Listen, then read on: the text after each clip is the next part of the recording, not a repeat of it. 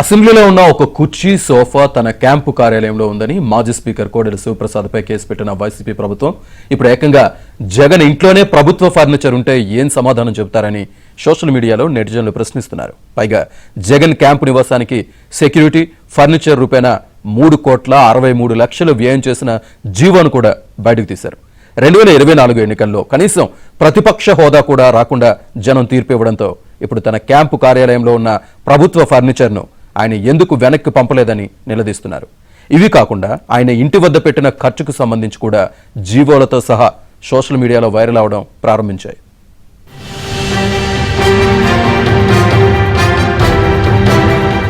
సార్వత్రిక ఎన్నికల్లో ప్రతిపక్ష హోదా కూడా లేకుండా కేవలం 11 సీట్లకు పరిమితం చేసి వైసీపీని ప్రజలు పక్కన పెట్టేశారు. అంతకుముందు 2019 ఎన్నికల్లో తిరుగులేని మెజార్టీతో అధికారంలోకి వచ్చిన జగన్ తన తాడేపల్లి ప్యాలెస్ కు ప్రభుత్వ సొమ్ముతో కొత్త హంగులు ఏర్పాటు చేశారు. ముఖ్యమంత్రిగా తన కార్యాలయంలో మొన్నటి వరకు ప్రభుత్వ ఫర్నిచర్ ను ఉపయోగించారు.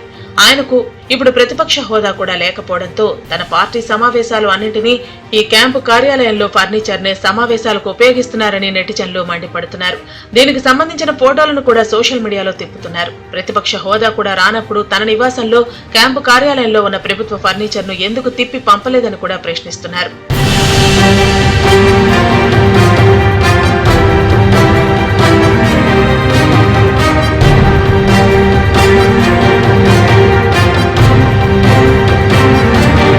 జగన్ ముఖ్యమంత్రిగా ఉన్న సమయంలో క్యాంపు కార్యాలయంలో ఆయన సమీక్షలు చేసిన సమయంలో వెనక ఆంధ్రప్రదేశ్ ప్రభుత్వ చిహ్నం ఉండేది. ఇప్పుడు ఆయన సమీక్షలు నిర్వహించే సమయంలో ఆ చిహ్నాన్ని తొలగించారు. కానీ ఫర్నిచర్ మాత్రం అదే ఉందని నెటిజన్లు పోస్టులు పెడుతున్నారు. ఇక జగన్ క్యాంపు కార్యాలయానికి ఇంటికి 2019 నుంచి 2024 వరకు 3,63,00,000 రూపాయలు వినియోగించారు.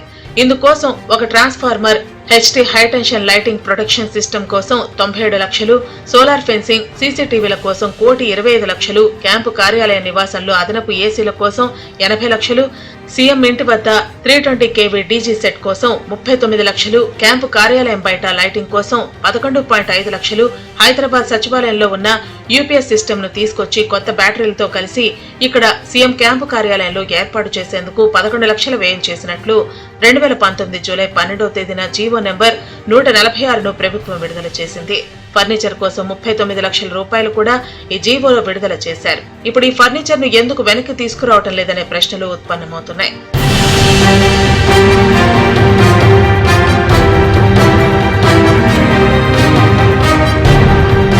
ఇక జగన్ క్యాంపు కార్యాలయం వద్ద డబుల్ లైన్ రహదారి వ్యవహారం కూడా వివాదంగా మారింది. ప్రజాధనంతో నిర్మించిన ఈ రహదారిని ప్రైవేట్ రోడ్డుగా మార్చివేసి ఎవరిని రానివ్వకుండా ఆయన భద్రతా సిబ్బంది అడ్డుకుంటున్నారని తాడేపల్లి ప్రజలు ప్రభుత్వానికి ఫిర్యాదు చేశారు.